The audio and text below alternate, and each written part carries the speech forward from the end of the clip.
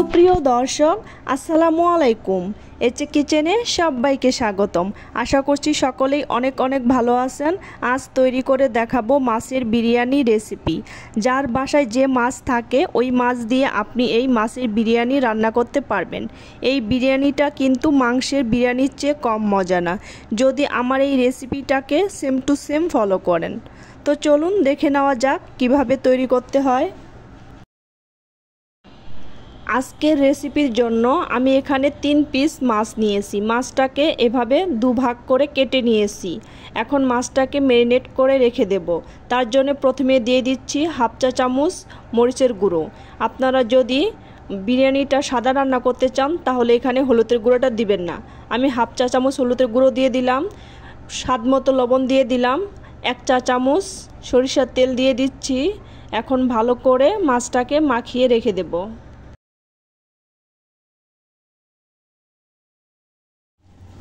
Fry প্যানে পরিমাণ মতো তেল দিয়েছি, তেলটা গরম হয়ে গেছে। এখন এই যে ম্যারিনেট করা মাছগুলো দিয়ে দেব।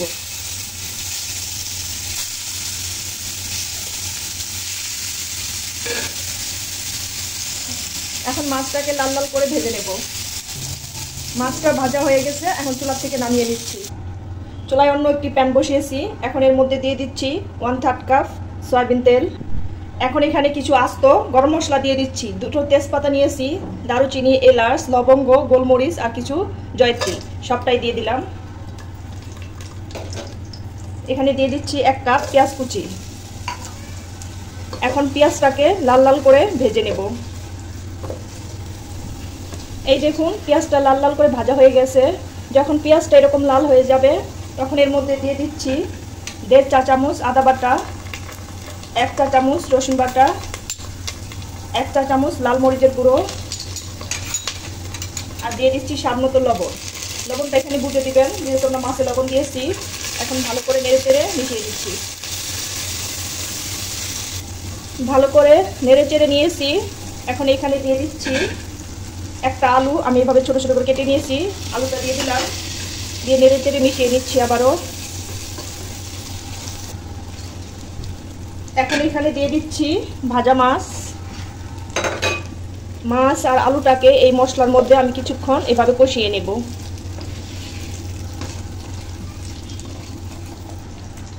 সাবধানে লাড়বেন যেন মাছটা ভেঙে না যায়। তো কষানো হয়ে গেছে। এখন এখানে আমি দিয়ে দিচ্ছি 1/4 কাপ লিকুইড মিল্ক। আমি এখানে পানি দিব না, শুধু এই দুধটা দিয়েই মাছগুলো কষিয়ে নেব। এখন চুলার আঁচটা একদম লো আছে মাছটা কষিয়ে নেব। মাছটা কষানো হয়ে গেছে। এখন মাছগুলো একটা প্লেটে তুলে নিচ্ছি।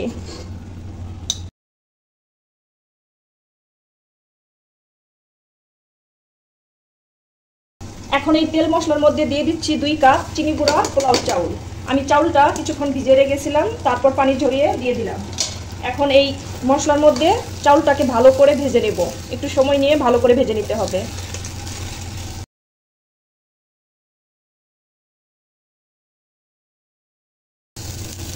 এই দেখুন আমি চাউলটাকে খুব ভালোভাবে ভেজে নিয়েছি।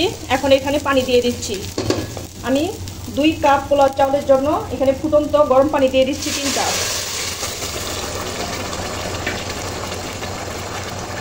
দিয়ে দিচ্ছি 5-6টা কাঁচামরিচ, আর দিয়ে দিচ্ছি স্বাদ মতো একটু লবণ। লবণটা এই সময় চেক করে দিবেন। একটু নেড়ে চেড়ে নিচ্ছি। আর দিয়ে দিচ্ছি এখানে 1/4 কাপ লিকুইড মিল্ক।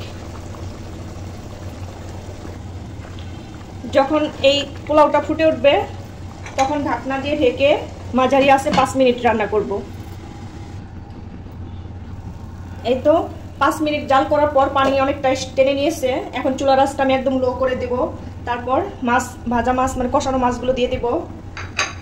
আর দিয়ে দিচ্ছি কিছু পেঁয়াজের বেরেস্তা, আর দিয়ে দিচ্ছি 1 চা চামচ ঘি।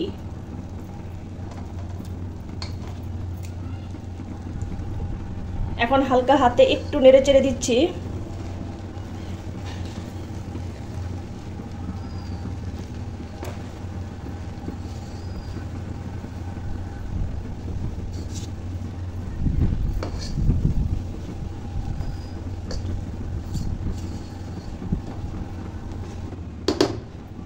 মিডিয়াম লো আছে 10 মিনিট দমে রেখে দেব।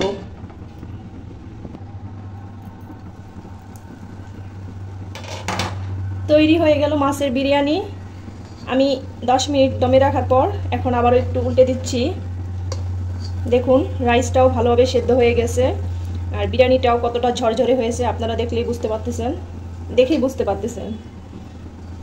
এখন এভাবেই চুলার উপরে রেখে দেব, যখন খাবো তখন পরিবেশন করব। ঝটপট রান্না করা হয়ে গেল মাছের বিরিয়ানি। যার বাসায় যে মাছ থাকে ওই মাছ দিয়ে আপনি এই মাছের বিরিয়ানি রান্না করতে পারবেন। এটা কিন্তু মাংসের বিরিয়ানির থেকে কম মজা না। সহজ রেসিপিতে শেয়ার করলাম। এরকম নিত্য নতুন রেসিপি পেতে আমার চ্যানেলটিকে সাবস্ক্রাইব করে রেখে দিবেন। ভিডিওটি ভালো লাগলে লাইক কমেন্ট শেয়ার করবেন। ধন্যবাদ সবাইকে এতক্ষণ আমার ভিডিওটি দেখার জন্য। আজকের মতো এখানেই বিদায় নিচ্ছি। আল্লাহ হাফেজ।